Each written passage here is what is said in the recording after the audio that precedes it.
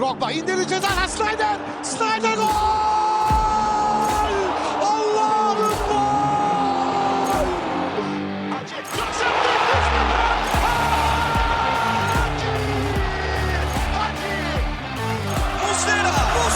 Muslera. Fernando Muslera. Golün adı Muslera. Sarıyoglu. Drogba. This is incredible.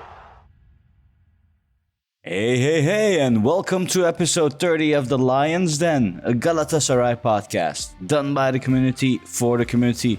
From all around the world, I'm your host, Samet. And what are we doing today, boys? Oh, of course, I have to introduce you guys. All the way from New York, America, we got Yasin. Hello, Yasin, how you doing? Yo, it's good. I'm not used to being introduced first before Emre. I usually like to go after him. He's the boss here. He runs New York, so I'm doing good though. Can't complain. I'll allow it. We got approval from our mobster Emre. Well, do you have anything to say, Emre? He went first. I thought I'd switch it up a bit, but... You know, it's all right. We let Yasin have the highlights, you know, the spotlight for once. Yeah. But I'm doing good. Finally not hosting because you're back Well, I mean... from parental duties. I think we have to keep you as a host, Emre. People seem to enjoy it much more, so... I don't know. I think it's the accent. Maybe that's it. Must be the Brooklyn accent. Must be. Let's go right above you guys. We got from Toronto, Canada, our coach, John. How are you, Mr. John? I'm doing well, hanging in there. We almost had the full crew, but there's always someone that, they have to let us down. So Saw it. we'll give them a piece of our mind next time. But the good news for you, Samet, is that I hope you'll be wide awake because he's not going to put you to sleep with his fact of the week this time, right? Oh, God. Oh. You have one for us, John, in his place. Me? No. That's not my job. Well, with that said, with Salih out, we do have a very special guest. He's been canceling on us every time, last minute. He has a weird English accent. Give it up for Australian Kangaroo Mazhar. I don't know. I was here last week. I didn't see you here last week, so maybe you're the one cancelling on us. Oh, really? Oh, Got him. Yeah, I don't know. the reverse Uno card. Yeah. So what do we have today? Well, first of all, let me start by saying good morning, good afternoon, and good evening. You might be listening to us while doing groceries. You might be listening to us while running around, jogging around, running from the cops, doing vacuuming in the house, chores in the house, whatever. Just listen to us because today we have prepared a lot of special things. Well, I actually forced the guys to prepare a lot of special things. Because, hard to work with. I have to command them. They need a dictatorship. So, we're gonna give you a few Too minutes. many big egos, right? Yeah, exactly. Especially Yasin. God. Unbearable, that guy. The fame is getting to his head, man. Indeed. We had around 5 new transfers. Last week, I wasn't there. So, you guys didn't do your homework. And now I'm Excuse here.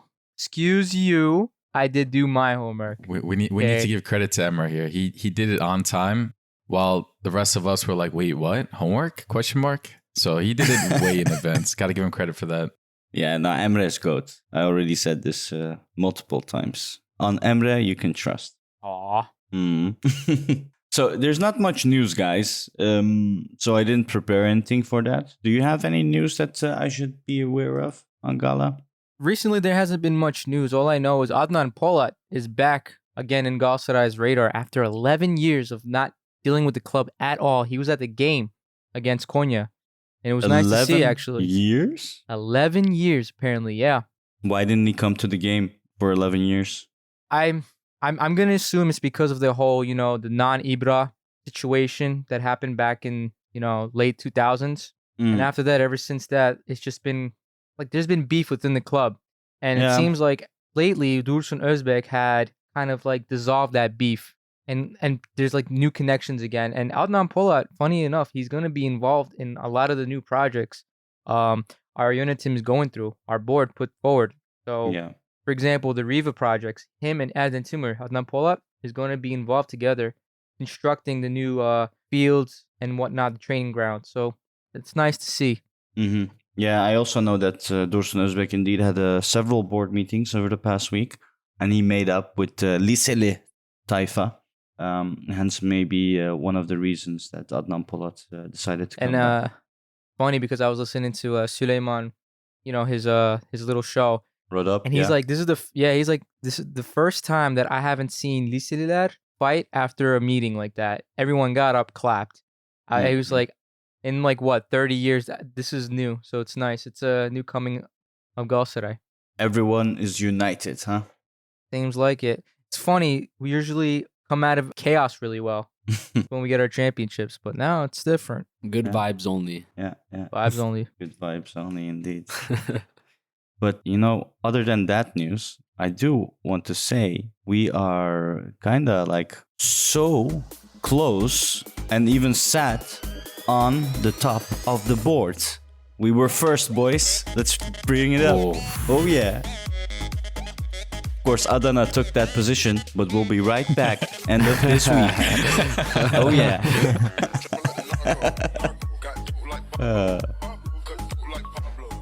How do you guys feel about that?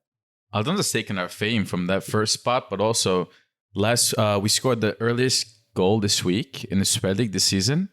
And the very next day, Demirspor was like, you know what? Not only am I going to take your first place spot, I'm also going to take the spot for the earliest goal in the season. So I think we scored in 50-something seconds yesterday. Yeah. And Adana scored even earlier today. Bro, you know what I was thinking? Because it was Belhanda who scored, right? Mm-hmm. I was just thinking, he was watching our game the other day. He saw Sergio score. And he was probably like, I can do that, man. Anything you can do, I can do better, right? Bro, who's Sergio? I can do that. And then he scores in the first minute, too. Belhanda, man. I mean, it's kind of, they're our second club, kind of. Demir Sarayspor, right? Yeah, exactly. They have 4 players. Ex-players. Yeah, exactly. Did you guys have any personal things to bring? Some dreams you'd like to discuss before we move on to our homework? What are those? What do you mean, what are those? Dreams? You don't have dreams, Emre? Bro, I can't remember the last time I had dreams. That's maybe because I don't sleep like any normal person. Yeah, that's ridiculous, man. You got to do something about that. Emre, have you ever taken vitamin B, like B16 or something?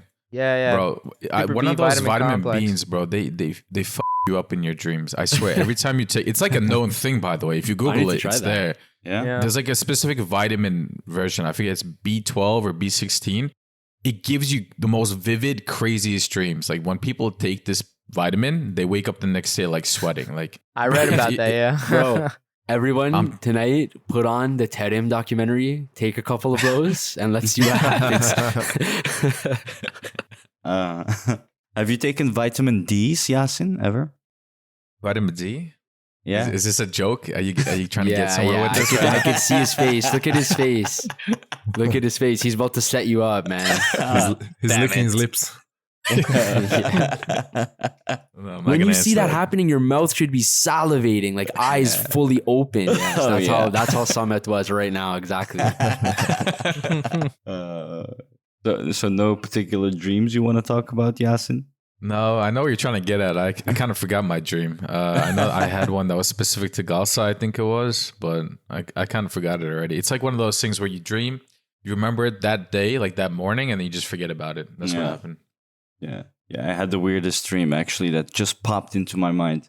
It's very strange, so I'll keep it short. I was somewhere in Africa or something, and I was doing this ayahuasca thing. This guy promised me the future, that I will see it, gave me a few drugs, put me down, and I was sweating, like you said. Maybe it was vitamin B's, actually. I almost trapped myself there. Bro, what kind of shaitan is in this dream? Yeah.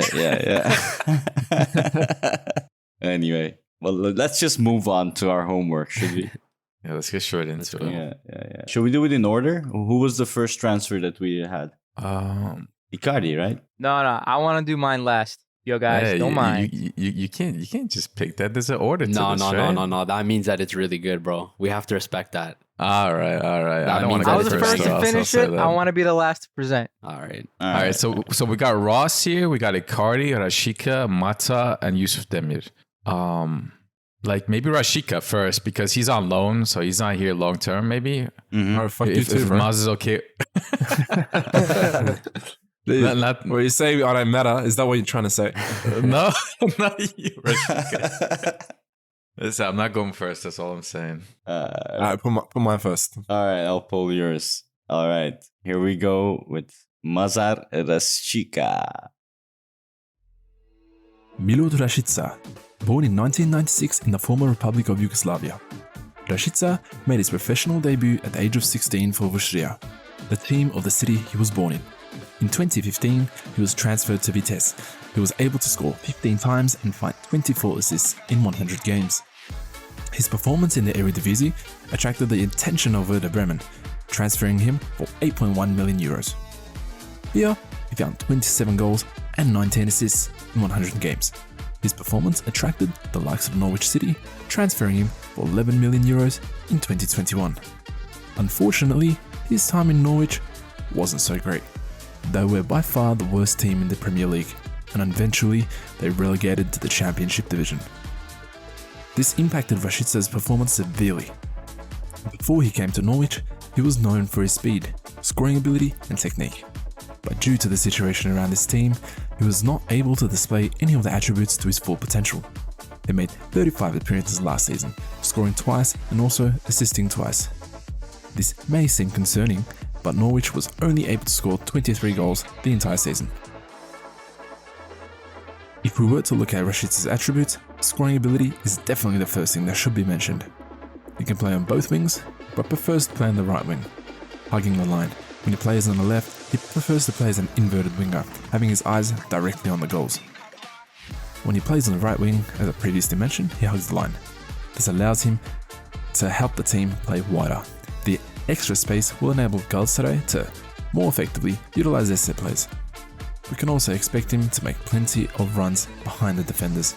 Using his high pace, he will have no problem leaving the opposition defenders in the wind, as long as Mertens can deliver those tight passes. On the left wing, Rahisca will definitely be able to make those final passes that we unfortunately couldn't connect so far this season. He will definitely once again be looking to prove himself to Europe, so we can expect him to play his heart out for the red and yellow side. Boring. This guy. I thought that was pretty informative. I bro. didn't know Rahisca played left like that. That's actually really good Yep. for us. You said that Rahisca plays wide, right? Yep. Get him in. Get him in, bro. Get him in, Get him in or right get away. him. Get him in, bro, right away. Said John's favorite words. Wide. Why is that, John? Well, for anyone that's been listening, I've had the same complaint for a while, which I don't really have anymore. But the first two games this season, what I witnessed was like, oh my God. Well, I showed you guys anyways, when I was talking about it, the heart rate, you know, I was chilling and then I showed you the heart rate. It went up to like 120 beats per minute talking about it. So Yeah, no, I know. It's just a quick recap. It's like for anyone that hasn't heard. yeah. No, forgot. if it's your first time listening or you forget or whatever it is, my biggest complaint at the start of the season was that we had no control over the game, couldn't keep the ball. And I thought that was probably because we were playing so narrow, right? And our, arguably the two best wingers in the league who could be playing so wide, opening the field for us and helping us keep possession, were playing like next to the striker basically, which was pissing me off. So Mazhar said Rahisca can play nice and wide. Get him in, bro. Right away, get him in. Mm-hmm. Yeah. So far, he's played once, I think, Milo. Yeah. He came in, played for 7 minutes. What did you guys think of him so far? I mean, it was probably a little bit hard to judge from those minutes, but I was thinking this during the match as well. Like, what scenario are we going to use him in? And like, how is the foreigner situation going to be? Like, is it, I guess the only way it works is having the other winger, like Kerem or Yunus, Berkan and Abdul Karim. Is he I don't know. faster? Is he faster than Yunus and Kerem, Rahisca? We haven't seen it yet, so it's hard to say. But he's known to be fast and he's known to make runs behind defenders. Because that's exactly I guess it's a long season, bro. Like, yeah, for now it might look like, oh, when are we gonna actually use him? He's yabancı, and we already have two good wingers that are yerli. We don't know if Kerem's gonna get injured or Yunus. God That's the forbid. thing, yeah. That's the Yeah. thing. I was gonna say, like, I feel like the only one of the good areas that you can really use him is against teams that press really high and use offside definitely. traps, right? If he's fast, he can, we can throw balls over their defense and utilize him that way. That's No, one way definitely. I can think.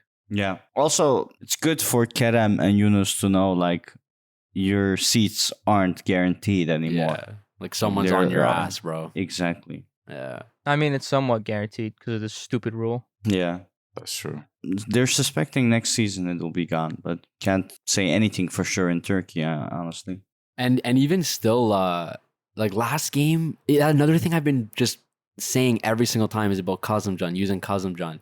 And last game he wasn't even in the squad. Yeah. Like, bro, that would open up there's a lot of different, variations that you can run with when you use him, Abdul Kerim, and then, one of the other wingers. I don't know. I hope Okan Buruk he comes around. We'll see. Let's move on to the next one. We want to hear you. Me? I don't have Yeah. anything. No? No. What? Of course Samet not. didn't give himself homework. That's crazy. I, Snake. Remember, he's a dictator, right? no, a true leader knows how to delegate, my friend. Wow. Alright, I'm look, very if- surprised to hear that. If we're gonna be right about it, I think we should stick with another winger, which would be Yusuf. So maybe we should move on to him. Some of the things that Maz said to explain Rahisca is actually kind of relevant to Yusuf as well, with some differences, maybe key differences with how they're going to be played throughout the season. So maybe we can move on to that one. Who Good did thinking. Yusuf Demir? I did. So play it. Let's see it. Ah, Let's see it. okay, let's see. Let's go. Here we go. Yusuf Demir. Encara Messi, encara Messi, encara Messi, encara Messi, encara Messi, encara Messi, encara Messi, gol, gol, gol, gol, gol, gol, gol, gol, gol, gol, gol, gol, gol, gol, gol, gol, gol, gol. Oh, sorry. My bad. I was just watching Yusuf Demir clip. I mean, Lionel Messi. My bad. Anyways, where were we? All right. Yusuf Demir introduction video. Oh man, do we have ourselves a treat with this kid. Still only a teenager at 19 years old, with the sky being his limit. So let's learn a little bit about his background first. He's 19 years old and was born and raised in Vienna, Austria, to Turkish parents whose roots happen to be in Trabzon, Turkey. Yup, that's right, he's a Karadeniz boy, just like me. He quickly made a name for himself in Austrian football when he became the youngest Austrian to score in the Champions League at age 17 and 3 months old. Many consider him Austria's best football talent today, and the best since Galatasaray fan David Alaba. He did so well in Austria that he caught Barcelona's eye in Spain. In July 2021, Barcelona announced the loan of Yusuf Demir for 500,000 euros and with the option to buy him for 10 million, obligatory if he reached 10 appearances. The original plan was for Yusuf to join the Barcelona B team, but at the time, coach Ronald Koeman called Yusuf to the A team sooner than expected. In hindsight, many fans saw this to be the mistake that put too much pressure on Yusuf. Ultimately, Barcelona decided not to buy Yusuf and he returned back to Rapid Vienna. An opportunity was born. Fast forward to September 2022, Galatasaray out of absolutely nowhere announced a permanent transfer of Yusuf for 6 million euros to be paid over 4 years. Yusuf signed a 4-year deal earning on average 800,000 euros a year. But let's get into his footballing abilities and what we can expect though, shall we?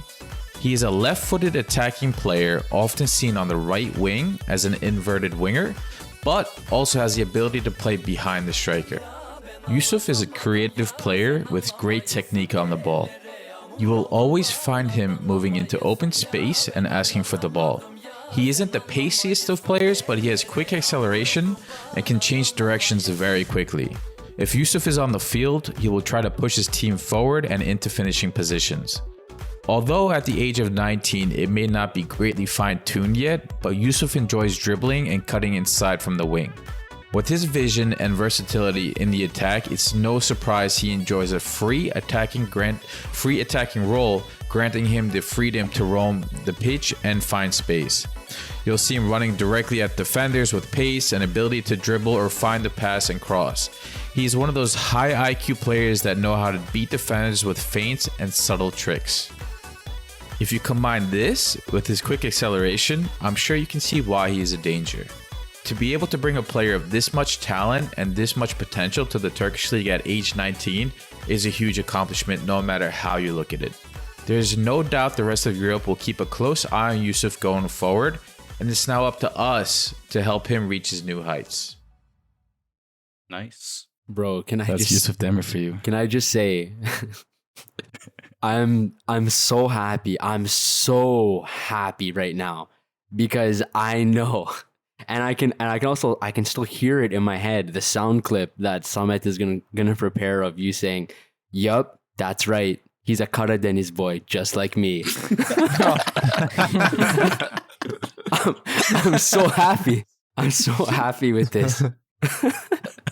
That was a banger though, dude. Holy, that intro. The way you went into that, crazy. Yeah, exactly. That's crazy, bro. Good job. Ankara Messi. Yeah, the comedy, That's crazy. the acting, the voice acting. It's all That's good. crazy. Wow. But in general, Yusuf Demir, yeah, he still has a long way to go. Mhm. We've seen him play like 2 games now. Not full minutes, of course, but there's some deficiencies I see, like in terms of defensive stats would be very low if you look at how he is compared to Mertens. Mertens just insane stealing the ball. Yeah. Of course, now I'm comparing his winger to Yusuf, who's more of a 10. But yeah, well, the question is, can we develop players? I'm sure Mertens has a lot to learn, Yusuf, so we will see with the time. I think we're decent with developing players. Look, center backs are coming to us and they're getting better. Like, look at Markow when he first came and look at when Nelson first came to us. Now look at them. They're beasts. Mhm. So I don't have a doubt in my mind that we can develop these players. But I wanted to say, he's not really a 10, is he, Yasin? He's more of a winger, right? He's like but he can play a 10, but he's more of a winger. Yeah. This is your guy. You did your research, right? From what I've seen, he definitely plays more on the right wing. Like I said, as an inverted winger. So, I mean, I hate to say it because, you know, people don't like it, but comparing players to Messi, that's one way that I would compare him to Messi, right? Messi plays on the right wing, but he finds himself inside often as well, making those passes, you know, cutting with his left foot. Yusuf is also a left-footed player. You know, he doesn't have the same pace that Messi does, but, you know, he has that ability to dribble with his left foot inside, take those shots or find those passes. He likes to go directly at defenders when he dribbles. I mean, we kind of saw him try to do it yesterday. That, yeah. He failed. I'm not going to lie. That's why I specifically wrote, like, he still has to fine tune this ability to dribble, but he's trying it. You know, once he gets that özgüven and that, you know, that trust and that, you know, once he's able to fine tune that, it's going to be dangerous in this league because how often do you see somebody in this league actually take on defenders one-on-one, like straight at them?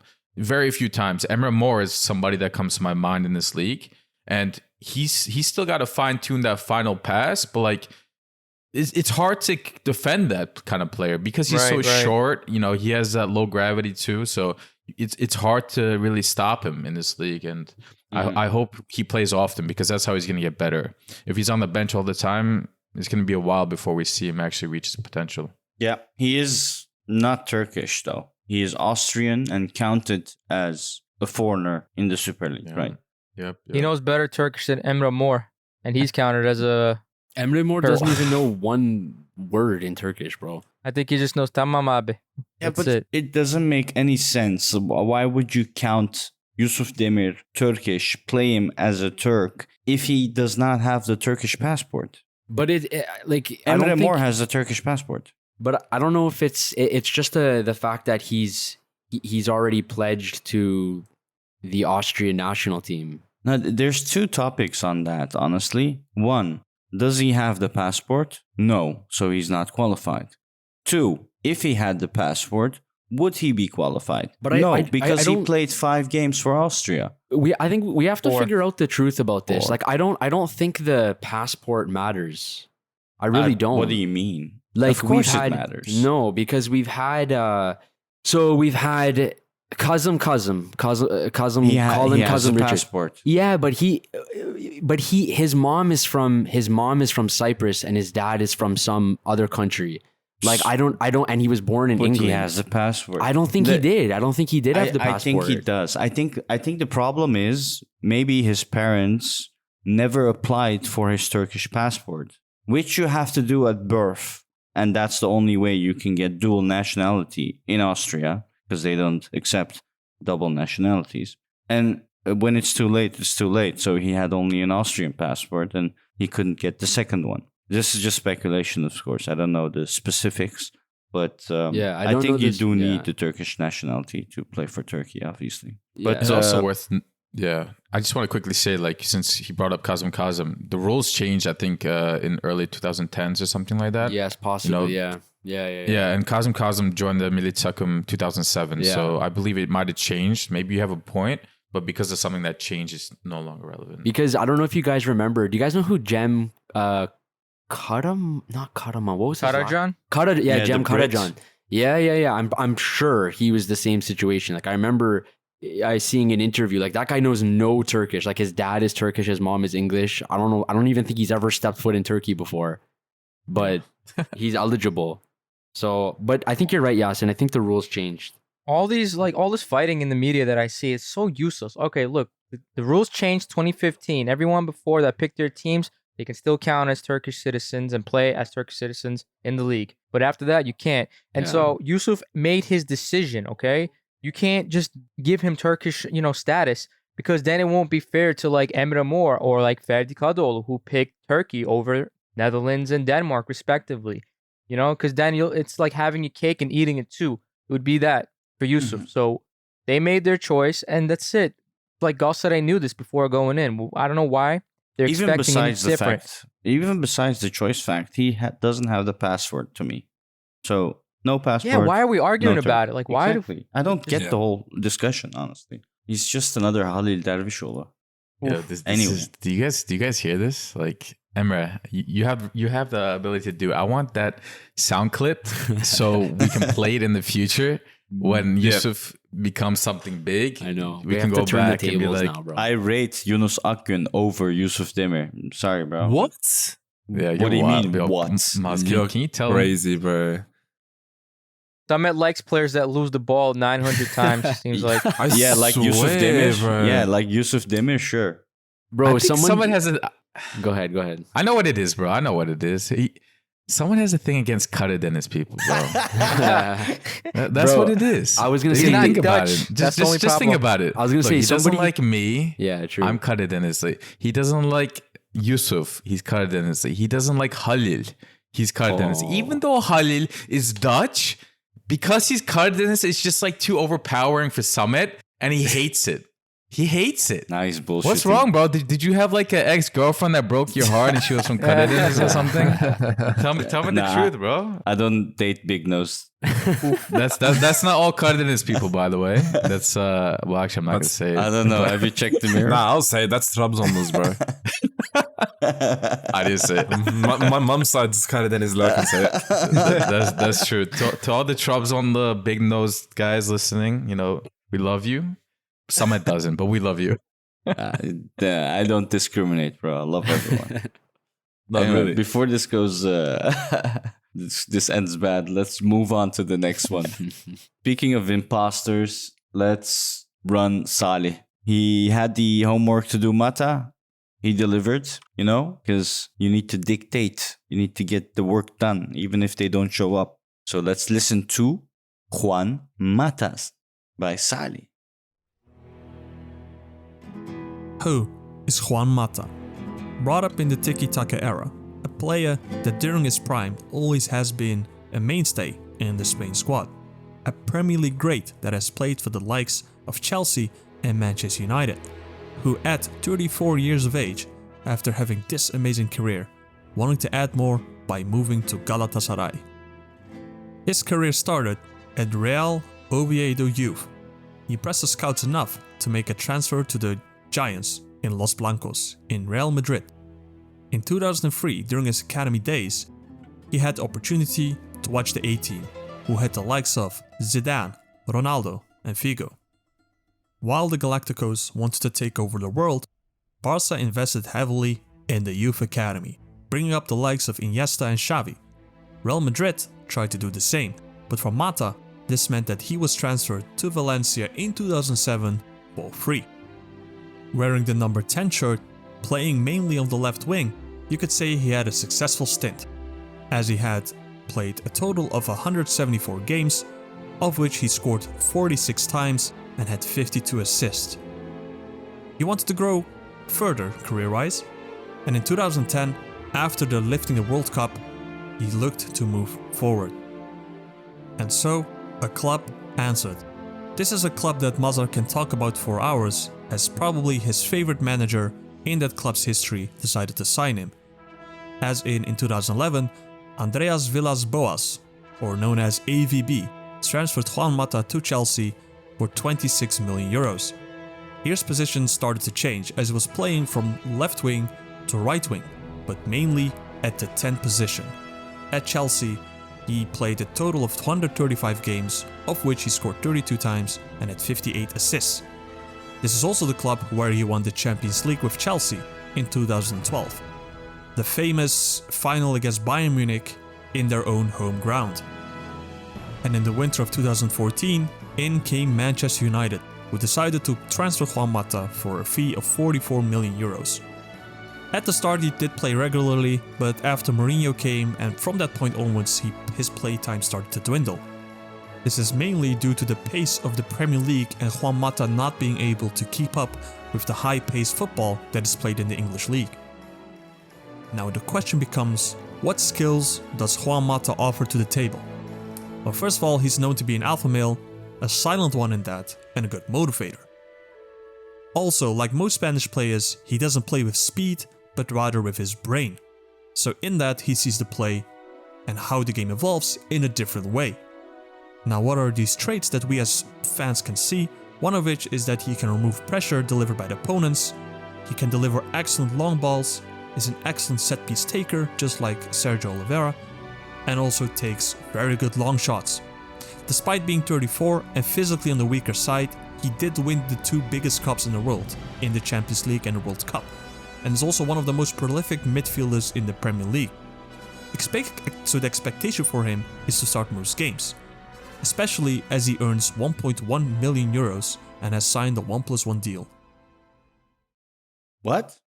1.1 million? Wasn't it 1.9 million euros? Correct, 1.9.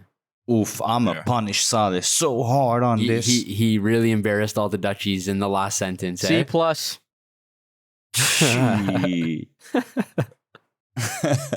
But what did you think, Maz? Huh? What did I think? Nah, it was good. He covered mostly all areas, especially when he talked about his attributes. When he said Mata couldn't keep up with the pace of the Premier League, that was exactly right. I think it was Jan said it last week, and he summed it up perfectly. You can expect Mata to do everything, he just won't run. Yeah. And that's the best way to describe him. Let's move on then, since we don't have much time, unless you have something very important to say. Yasin? No, I'm good. Thanks for asking me. Sure. Next one is then Jan, since Emre wants to go last. Mathias Ross Jensen by our coach, Jan. Who is Mathias Ross? On September 8th, 2022, Galatasaray announced that they began negotiations for the transfer of Mathias Ross. The 21-year-old Danish centre-back joins Galatasaray from Aalborg on a 4-year deal that will reportedly earn him a yearly salary of 400,000 euros, with a transfer fee of 1.75 million euros being paid to his club. Born in January 2001 in Aalborg, Denmark, Mathias Ross began playing football at 10 years old at a local youth club in his city. By the time he was 13, the young Mathias joined the Aalborg Academy, where he would spend the rest of his years as a youth player. At the age of 17, Mathias Ross continued his Aalborg journey with the U17 team. He was rarely featured in any matches though, as there were many players in his position that were preferred ahead of him. He would often be included in the reserve team or as a substitution in the dying minutes of the match. Mathias Ross eventually was able to cement himself as a starting player in the Aalborg youth teams before he made his professional debut in 2018. He was substituted in the 27th minute for an injured teammate against Rangers in a match that eventually ended in a 2-2 draw. Following the match, Mathias Ross received praise from the Danish media, stating that he was excellent in his debut. Following his debut, he was permanently promoted to the first team, where he was utilized a total of 3 times in the season. As seasons passed, Mathias Ross was developing into a bright talent for Aalborg, who eventually made him one of the team's captains. Aalborg sporting director Alan Gard described Ross as a major success story from the club's youth academy, an extraordinary defensive talent, and says that he has gone through colossal development and continues to improve regularly. Mathias Ross is not often described as the most gifted player technically, but he is highly rated when considering his physical and mental attributes. Fans of Aalborg have commonly described Ross as being a physical player with good defensive awareness and positioning. Standing at 6'3", Mathias Ross is known for having a good aerial presence. This naturally makes him a useful player in aerial duels and a threat on set pieces. Ross is also praised for his maturity and professionalism at such a young age, which is one of the key factors to his success so far. Aalborg fans will also compliment his bravery and determination in matches. With all of this said though, it seems that Mathias Ross would not yet quite be ready to start for a club like Galatasaray, but he is certainly in position to grow into a first-team player, hopefully one day filling the shoes of his countryman and teammate Victor Nelson. One can assume that Okan Buruk will plan to use Mathias Ross as a depth player during this season, who may feature in cup matches or as a substitution in the final moments of league matches. With rumors circulating this past summer of Victor Nelson heading out of the club, it is expected that Mathias Ross will continue to grow and develop as a player in order to one day cement himself as a key player for Galatasaray. Oof. That was pretty solid, man. AF. That was solid, Jen. I like that. You touched on everything that I liked in my own research and more, and the music was fire. Gotta get that those Viking beats, bro. Reminds me of Valheim. Yeah, bro. Valheim. The game where Yasin occupied my land for no Bro, reason. Did you not give me permission though? There was I like never all this did. space on the side. I never did. I put up a sign, Fatih Terim haters are not allowed here. And you still went and built a shitty house there. Bro, Samet has like really? he has like a notepad of like every single thing he holds a grudge for against Yasin. Well, I Whenever the forgot that whole moment thing comes up, he just existed. flips through it. Oh, this one's perfect for this scenario. And you know what's the worst thing? Oh god. He never finished the house he was trying to build. It's like half a shit. Yeah. I built the I first was floor. helping you too. Jesus Christ. Yes. Yeah, Emre literally spent hours on Valheim with me just going over how to build a house and everything. And then I just never came back to finish it. All for nothing. Jeez, bro. All right. Any points to mention, John, about Ross, or should we move on? Yeah, no, not really. Maybe just one thing that I didn't realize, just super quick. Victor Nelson is 6'1". Mathias Ross is 6'3". And yeah, he's a big boy. He's a really big boy. And like I said, He got called up to the under-21 national team. Yep. And like I said in the little piece there, he's probably not going to play that much. But what I'm hoping in this time he's not playing, I hope he's getting in really good shape, maybe putting on some weight, bulking up a little bit. And yeah, I think he'll be a unit in some time. I hope so. That's what Nelson did in 1 year. He grew so much in size. It was incredible. That's Yeah, 1 year. we need this from Mathias Ross because he's a big boy, but he's kind of skinny, you know? If he can fill out a little bit, GG's. I need him to be ready by the time, the winter transfer Awesome, season's nice. over. Because, we don't know if he's staying or not. Yeah, exactly. Hopefully he should, stays. Yeah. But there's a risk that he does not. You should hang out with Lucas Torreira so he can eat those kebabs and put some weight on. Yeah. Okay. Thank you. Salam alaikum, my friend. Salam alaikum. Vamos. Chim bom bom. Hi, chim bom bom. Vamos! All right. Mr. Goat, Emre, what did you prepare for us? All right, so last time my presentation wasn't good because, I didn't think we were gonna go hard, and then Summit comes like the nerdy kid in class, drops like one of the best ones, and so me, I'm that kid that sees that other kid that goes hard. I'm like, all right, I'm gonna beat him. So I went pretty hard with mine. So hope you guys like it. And it kind of makes sense for me to go last because it's Icardi, bro. Yeah, true.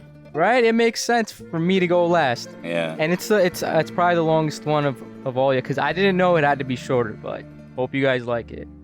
Okay. All right. We got Icardi by our own Emre. Now here we go. I got to talk. I got to tell what I feel. I got to talk about my life as I see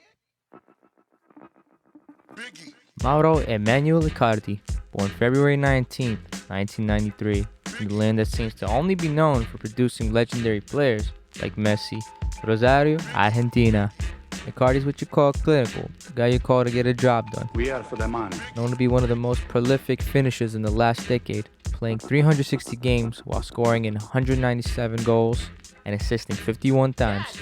Starting his football tenure at the age of 9, he played for Vecindario, and not long finding himself within the ranks of La Masia at Barcelona between the years of 2008 and 2011.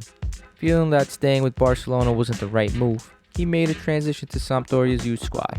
After all, breaking into the ranks of first team in Barcelona during the years of prime Guardiola was difficult when he had the likes of Thierry Henry, Eto'o, David Villa, and such at his disposal. Being part Italian origin, Sampdoria was what felt like a breath of fresh air for the Argentine, as his performance here is what would catapult him to the center stage of his career. His 33 appearances with 11 goals would go on to get him the attention of Inter Milan, and eventually signing with them in 2013 until 2020 for a price tag of 13 million euros. Icardi would go on to score 124 goals, assisting 29 times in 219 appearances, grabbing the title of top scorer 2 times. As many know, Serie A is known to be one of the roughest leagues for strikers because of how tactical and defensive the league bases its ideology around. So this kind of performance was bound to attract the likes of Real Madrid and the oil barons PSG. Yes, we all know them. They see something they like, they buy. And as far as they're concerned, financial fair play is a myth. And they wanted Icardi. In September of 2019, El Niño del Partido, aka Party Boy, chose to head to the land of baguettes and fine wine to join Paris Saint-Germain on a loan for a buyout price tag of 60 million euros. Despite doing relatively well with PSG, scoring 38 goals and assisting 10 times, winning the crown title in League One, it seemed that he could not get in favor with any of the manager that PSG had at the helm during his tenure. During PSG's Champions League final in 2020, he was on the bench despite being the team's leading scorer. Not helping his situation, he was fleeced with injuries, COVID, and one of his biggest issues in life to date is personal life. Now here, you could film a Hollywood drama if you wanted to. Let me introduce you to a little side character in Icardi's life named Juan. The Argentine personality, formerly married to Maxi Lopez, who was Icardi's teammate while at Sampdoria, who she decided to leave Maxi for. Juan not only married Icardi, but became his manager as well. This had affected Icardi greatly, as many looked down on him for breaking up a marriage. He was criticized in Argentine tabloids and even by the great Maradona himself. This is part of the reason why he would find himself excluded out of the Argentinian national team, the team that relied on Higuain only appearing 8 times and scoring just once. His relationship with Wanda has been a roller coaster, and this has caused him to completely fall out of favor with PSG as it affected his performance. Falling out with many in his previous path. Now here he is, finding himself at Galatasaray for the season of 2023 on a loan. Galatasaray, a team that has some of the highest attacking stats but sits at currently 4 goals scored, an average of 16.4 shots per game but only a 5% conversion rate. Hi, please excuse the outdated metrics. This was recorded right after our transfer deadline. I was the only one that completed their homework the day after. Sorry to bring you this update. Our current metrics stand at 9 goals scored, 17.71 shots taken per game on average, and our conversion rate now sits at 7%, a 2% increase. Now to take you back to this fine program. Star Troopers have better accuracy than our current forwards, and so will Icardi be our Han Solo. Being what they call fox in the box, Icardi has impeccable technique, intelligence, movement, and positioning in the penalty area. I am the danger. And this is what allows him to get into plenty of positions, but most importantly, his one-touch finishing is what will bring the difference. Icardi has had plenty of seasons where his conversion rate has been on average 30%. That's finishing 1 in almost every 3 chances you receive. Now, we have Icardi, but is Icardi really here mentally? Will Icardi match Okan Buruk's high press strategy? As we know, he's not the fastest, nor is he the most nimble. Will our wingers and wingbacks feed Icardi enough? Will his relationship to Juan hinder his performance? We don't know, but there's many question marks and many patience to be given Okan Buruk. So say good night to the bad guy. Come on. Holy shit! Emre, what the fuck have I am you done, lost bro? for words, bro. I did say I went Holy hard. shit. Bro, Bro, No, that's you're a not nerd. hard. That's not hard, bro. That's something else. I'm right never there, doing bro. homework again, bro. There's no point. There's no point, bro. Oh my god. Pack it up, boys. We're going home. Done. With Bro, at the start, when the beat kicked in, I'm like, Emre's about to drop the most fire freestyle. bro, And then when he started talking, I'm like, this is like those Italian mafia movies when the boss is talking about the heist and is planning everything. And he's got like all the boys around the table and shit. That's exactly what it felt like. That's so spot bro, on. Mazhar. Tony Oh my God. Montana at the end? Tony Montana at the end, bro? Yeah, he gave me like South American vibes. Icardi South American, right? But so I was like, all right, let me put in God, some bro. Scarface. That's crazy. Cubanos. Bro, like the side comments to like, let me introduce you to a side character, Wanda. I'm like, Yeah. what? The carefully put sound clips here and there, and then the cut on the update. I put some respect Yeah. on it, bro. I put some You respect on basically it. did homework twice right there, bro. That's crazy. Yeah, man. Emre, you should be proud of yourself, man. That was incredible. That Yeah. probably Thank hyped you, you bro. up for like Icardi even more than you already were, right? Yeah, I mean, it was Icardi. I was like, okay, I have the opportunity here to do, a really Something dope job. crazy. Right? Exactly. And he had a lot of history. So I was like, yo, I could make this work. I could make this funny. So Yeah, I'm no, it glad was you guys. amazing. Yeah, that That's was awesome to phenomenal, end on man. for sure. That's the episode, right? Well, We didn't even talk about Konya yet. we didn't talk about Konya, but we've been going in so hard. Let's do like 10-15 minutes and then close it off. Mr. Coach John, you want to give us the Konya stats? I would love to give you the Konya stats. So this was match day 7, round 7 of the Super League. This was Galatasaray versus Konyaspor. We were at home. This one finished 2-1. It was a 2-1 win. We keep the train rolling. I'll jump into the starting 11, which remained the same. Backline, Sasha Boy, Victor Nelson, Emin Bayram, Patrick Van Aanholt, Lucas Torreira, Sergio Oliveira, Mertens, Karam, Yunus, Buffett Gomis. Of course, we can't forget Muslera in goal. Drop some stats for you guys. 54% ball possession, 46% for Konya. 18 shots we took in total. Konya with 19 shots. We had the XG of 2.37. I guess I can just start talking about the match then. With that said, I mean, look, let me say this. I'm sure like everyone was, surprised at the first minute goal. We came out of the gates looking very confident, very confident. It looked like we knew we were in for a tough match. Came out of the gates there. Sergio Oliveira got his first with some brilliant work from Sasha Boy as well to make that one happen. He's been incredible, like we mentioned. That was in the first minute. And then I think realization set in for everyone. And in the 15th minute, Konya scored an absolute banger. And then I think we realized it was going to be a difficult night, right? They weren't going to lay down for us. And were you guys surprised with Konya? Like, we called some possible fraudulence. They haven't conceded. We called some possible fraudulence. But I thought they were playing really well in the first half as well.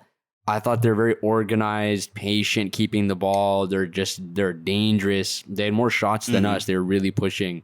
Did that surprise you guys? I was kind of surprised. I called the fraudulence, but I was wrong. I think, John, the most surprising for me was we had an early goal. That changes usually a lot of things for the game plan, for the tactics, for a team. And that 1-0 could have changed a lot for Konya. But we all know they're a very organized team.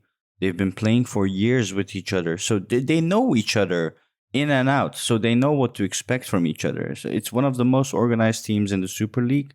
But what surprised me the most is how they could keep up the high pace that we put on in the beginning. And they could adapt to what we were playing. And they did that easily. could see that, especially after the 1-0. They attacked. The Çekici guy with 2 or 3 shots, amazing shots, of which one was a goal. Yeah, that was the I was first goal. very happy. Exactly. I was very happy he had to be substituted. Unfortunate for him, but good for us. After that, did we play a good game? Yeah. We have a lot of good individual skill. Are we a good team? Are we just as good as a good team as Konyaspor? No, not yet. And that takes time. That takes years like Konyaspor, or at least a few months for us to get well adapted. Because that's a hard thing to achieve. And Konyaspor is doing that really well. And they hadn't conceded indeed before they came to Nef Stadium, Ali Samian. And I didn't like Yusuf Demir. I liked Mertens. I guess that's your cue, Yasin. You want to retort? I mean, Yusuf Demir was a second half. I do want to speak second half. So I said, right? So, just to add on to that whole surprise thing that John was asking, were we surprised with how Konya played? Absolutely. And I think the players were too. And I think that's why the game was as close as it was. You score in the first minute of the game at home with all those fans behind your back. A lot of these guys are new players, right? You think the game's over. You think this is done for. Like, we're going to win this 2, 3, 4, nothing. I mean, in the chat on the side, I was talking with my friends that were like, shit, we should have put like 2-0, 3-0 on the first half win for Gala, right? That's what we were hyping. And I bet you the players on the field were thinking the same thing after minute 1. This game's done. We scored 1. We'll keep scoring.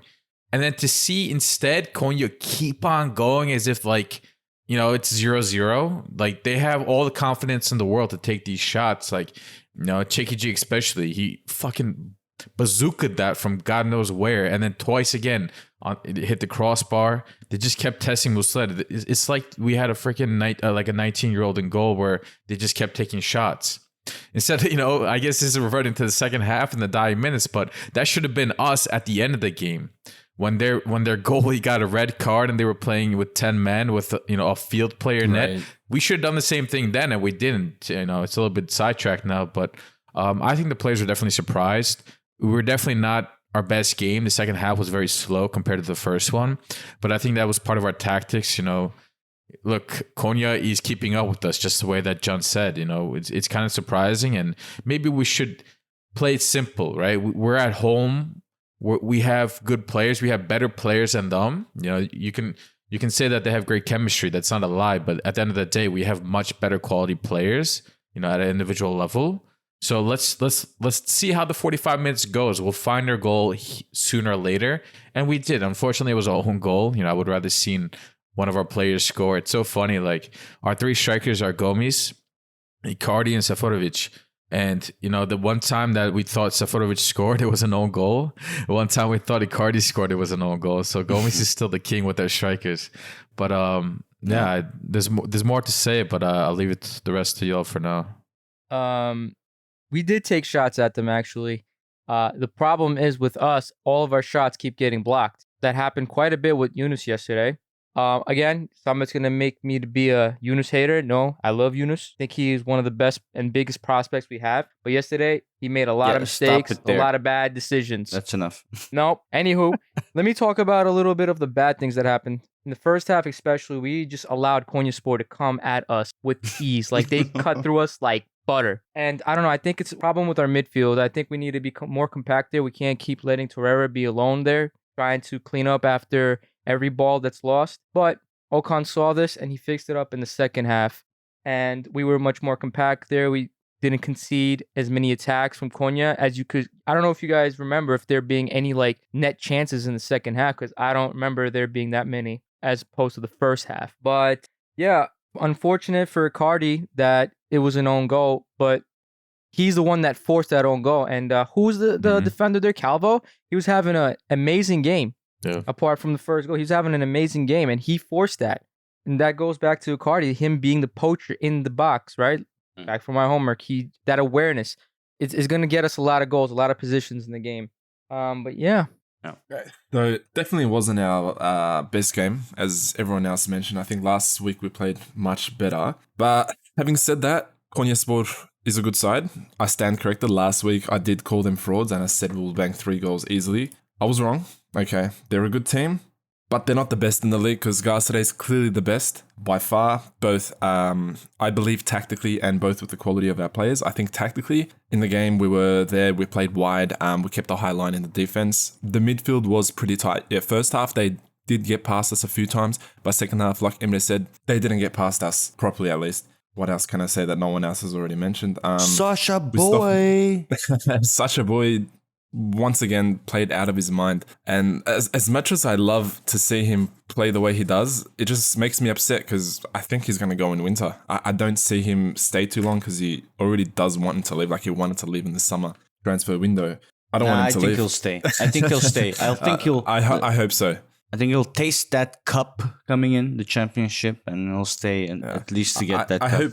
I hope he does. Or if he leaves, I think 15 million at least should be good. Or because it's winter, I think we can even bump that up closer to 20. But other than that, Emin Baydam had not his best game. He had stuffed up a couple of duels, but I think that's fine. Look, he's a youth player. You got to give him a bit of leeway. But I also don't like talking too much crap about youth players either because they're a bit delicate. You got to take it easy on them. But other than that, you know what I find very interesting? So in a lot of cases, the cheapest players in a lot of teams are the fullbacks.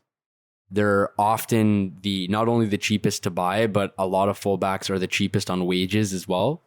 And it's so rare that you'll look at a team and you'll say that their best player is a fullback. And when you're in a team where from top to bottom, there's just superstar names like Mertens, Icardi, Lucas Torreira, all of these names, our best player is Sasha Boy. And I find that just is so, that's just crazy to me, you know? And he's such a young player that was virtually unknown before he came to us. And in my opinion, he's our best player, and he's been the best player on the pitch, like pretty much every single game that he started for us. And that's exactly what you guys were saying, whether he's going to stay or leave. I hope he does stay. And I think that he has a lot, like the ceiling is very high for him, I feel like. And I can't help but think it would be a little bit early to let him go. Like I think he's at the early stages where I'd rather him, develop and become a little more mature. And I think we can get more money for him, but we'll see what happens. Yeah, but it's a mysterious case with Bowie. We don't know what happened. Yeah. And I still, when I see him, have this sense of, is he happy here? Does he want to stay here? I'm just not sure. I love the guy. I'm going to buy his shirt, but I don't know what's going on behind the curtains. And that's the problem. No, I think it's changing for the better. I'm not worried about it like I used to be. I used to always bring it up like this kid doesn't want to be here, but I'm being proven every single game. And afterwards, before in his interviews, the way that he interacts with his teammates, and not just Berkan now, because Berkan and him were best friends since the beginning. And now he's actually interacting with other teammates too. Dubois, Gomis, the other French-speaking guys on the team, and they're just having a good time. And he's smiling more often. There was just a video on Twitter recently where he's just like interacting with random fans on the streets too. So that's good to see. The rumor is he and his manager apologize, and there's even rumors of an extension coming around the corner. So yeah, that's good things. I'd rather not focus so much about him potentially leaving. Although I've said it before, if he keeps playing like this every single game, there's no way we're going to be able to hold him, right? When come January, there's absolutely no shot. And he might get to the French national team because he said wait to Cameroon. I would wait to just exactly. Just the way that Ferdi told the Turkey to wait for a little bit because he was waiting for the Netherlands to potentially send an invite. He never got it, but Bowie's like levels ahead. It's not even comparable. And he's still just 21. I think he turned 22 recently. I think last week or this week. Yeah, cut the pie. So, but yeah, he's just every single week he's one of our best players. And speaking of Bowie, I just want to talk about the game too. Like last week against it was Kasımpaşa, right? Yeah. We almost scored minute 1, and that was also from Yunus and Sacha on the right side. Do you guys remember that?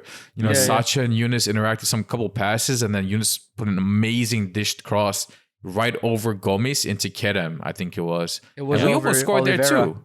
Yeah, yes, you're right. It was over Oliveira. We almost scored. And the exact same thing. I mean, it wasn't like 100% exactly the same. But again, minute 1, down the right side, Yunus Sacha give and go. Exactly. And this time, Sacha was able to pull in a little bit, use his strength. He just absolutely bullies everybody in this league, apparently. And I want to mention something you guys said last episode, because I wasn't there to defend the Dutch rights.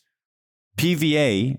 And in general, everyone has a role and there's a tactic for everyone. The reason Sacha Boey is doing so well is also depending on the roles that they are given. And PVA has a very different role. And you guys shat on him too much because defensively, he's doing his job. He's doing the role he needs to do. So stop messing with my Dutchies, all right? He still sucks going forward. How about those crosses? That's what are you not going to what say he about the needs to crosses? do. Exactly. Dubois did what he needed to do for the past 100 Because games. he was given a different role. Minutes. Dubois was given a different We were role. also complaining a lot during the first few games where we couldn't score. And that was a huge criticism. We couldn't score because like he can't kick the ball. Every time he tries kicking the ball, somehow it goes into the fucking corner flag. But that's a different discussion. But defensively, he's good. Defensively, he's pretty good. We're not saying anything about his defensive capabilities. Do you want to go back to the times where we were desperate to get a left back that's not injured every other week? Well, so we have to love him just because he doesn't get injured. He was bought. I know. No, Like, he was these are bought like for his basic consistency. requirements to be a Bought for footballer. his consistency. Look, defensively, no one has a question about him. He does what he's got to do. When Sacha Boey is up, he falls back into the middle. So we go 3 at the back. He does what he's got to do. But that's what every fullback has to do. That's fullback 101. If the opposite fullback is going up, you stand back. So you play 3 at the back. That's the first thing you know as a fullback. But going forward, bro, like Samet was apparently born yesterday. Do a few drills. Get that crossing in order. Even your shot taking, it's pretty trash. I'm sick of seeing it. But he's just lucky. His crosses was just going on, continuing. How about his touch? we need to talk about Adana Demirspor game next week. Okay, we will. We just have to get, because like everybody's, nobody's saying he's not good defensively. There was this one ball. I don't know if you guys remember. It was Torreira who played it. Van Aanholt made an excellent run down the left side, and he does this well every single game. I give him credit for that. But when the ball comes to him, it's like, oh god, like am I watching Sabri or am I watching Van Aanholt here? The ball came to him, and like when he should have tried and control the ball, he like headed the ball. Do you guys remember that? It bounced down towards Gomez. It's he headed the ball to the defender or the goalie or something. Like, bro, what are you doing? Like, he had a brain fart. Cue, Mazhar's brain fart comment, but like, that's what happens every single time Van Aanholt gets the ball on the left side in the attack, and it's just so frustrating. Like, but, speaking of Van Aanholt, we saw the ball coming in the second half, and he did, I think it was Emre was just mentioning, he did what he's supposed to do. Put in a beautiful cross in. Icardi made the defender struggle, and we scored because of it. If that was Van Aanholt down the left side, God knows where that ball would end up, maybe on the other side of the field, instead. And maybe we wouldn't have scored there. So that's huge right there. And after the game, Okan made a comment about this too. I don't know if he initiated the comment or if somebody asked him about it, but the conversation was the ball on the left side. He's like, look, listen, when the ball came, we knew that he played left back in the past, and we've played with him in the practice like that too. And he did a good job, and we're, it's something that we'll keep in mind going forward. So Van Aanholt, if you're listening, bro, you got to work on your crosses and your passes, or else that French mate's going to take your position. That's all I would say. He did it with his weak foot too, Van Aanholt. I was surprised, honestly, that Dubois came as a left back. He hadn't played a lot of left back games over his total career. I was sure that we wouldn't see him there unless we had someone else instead of Sacha Boey for more of a balance. But I guess in the dying minutes, things change. But anyway, I wanted to, because we don't have much time left, I wanted to ask you last comments on the game before we go to the predictions. Yeah, I'll make just some closing comments. Last week I said that each game I saw a noticeable improvement in a lot of areas. I could see improvements in the team coming together and chemistry building and things like that. I saw shades of that in this match. Again, like we said, it wasn't the best team performance. But look, we're getting results. This was a good test for the first time this season, I guess, other than Trabzon, but this was a good test for us. We passed the test. We got 3 points here. So it's looking good for the rest of the season. I think that, you know, by the time the team comes together and everyone, you know, the whole team is firing on all cylinders. We have Okan Buruk firing on all cylinders. Everyone settles in. I think we're going to be very dangerous, very, very dangerous. So we'll see what happens, but it's looking good in my eyes so far, at least. Yeah. If I could put in the last word about what we did. Listen, guys, this is Konyaspor, who hasn't conceded a single goal up until now. They were about to break a league record in their history. And we attacked really well. I know we conceded a lot of attacks, but getting the amount of attacking stats we did against Konyaspor is insane. They came to us as leaders. We took the crown from them. We took the crown from Gaziantep. And next game that we have, we play Adana Demirspor and potentially going to take the crown from them too, God willing. Inshallah. All right. Then I'd like to start with getting the predictions against Adana Demirspor from Mazhar. Adana Demirspor is currently first, the same points as us, and we have a game against them next. What do you think it will be? I'm going to say another 3-1 prediction. Reason being, they do score a lot, but they also concede a lot. So I think we will get 3 past them, and we will take the crown and number first at first. All right. What about you, Yasin? This one's tough. The optimist in me will always say a win, but I don't think it's going to be easy, especially away at Adana. But I think Maz makes an excellent point about their defense, and they just got one of their main defenders today got a red card versus Antalya. So I think that's huge for us. You know, it doesn't make their weak defensive situation any better. I'm gonna say 3-1 too, because we got some time to prep for that game. And today's game was like a very wake up call for all of us. Look, we're good, but we need to improve and we need to show our fans that we need to be better too. So I see this game being that one, 3-1 away win. Okay. For myself, I'm gonna say 5-2. It's gonna be a killer. Oh wow! All the misses of Sergio Oliveira, everything is gonna be all in this game, and I'm gonna put a few dollars perhaps as well on a 5-2, probably 121 odds. So we'll see you next week. Yeah, that'll be sick. What about you, Emre? I'm not predicting because we're winning. Yeah. Keep on going like that. You're doing good. That I will say that defender getting a red card is actually not good for us because he's actually terrible. He's terrible and he starts, how about, you know, no, but I watched the game. The new bench should be center back more terrible then. Dude, the center back that actually came in his place did better. Like he was more solid than Rahisca. Rahisca does a penalty almost every other game, man. He has like 3 pens this season, I think. It's ridiculous. So go ahead, John. Well, unfortunately, I'm of a different opinion. And it always sucks. It really sucks watching the first match back after the international break. It's never fun. I think that it's going to be tight because I think Adana, I think they're actually a good side and they're very exciting. They're fun to watch, but you always get that BS after the international break. So I'm going to say a very slim 1-0 win for us. All right. What about you, Salih? Oh, wait, you're not here. Yeah.